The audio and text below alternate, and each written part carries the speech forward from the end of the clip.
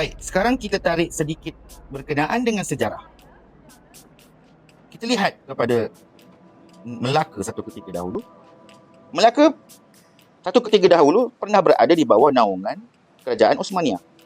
Akan tetapi Osmania tidak mentadbir Melaka itu secara langsung. Kenapa? Sebab mereka faham satu perkara asas dalam empayar yang besar. Pusat yang terlalu kuat akan membunuh keupayaan wilayah dan akhirnya melemahkan empayar itu sendiri. Itulah yang dipanggil layer sovereignty. Satu kedaulatan, pelaksanaan yang berlapis-lapis. Kesertaan yang strategik, yang bukan dominasi. Hari ini, Sabah dan Sarawak sedang memainkan peranan yang lebih kurang sama.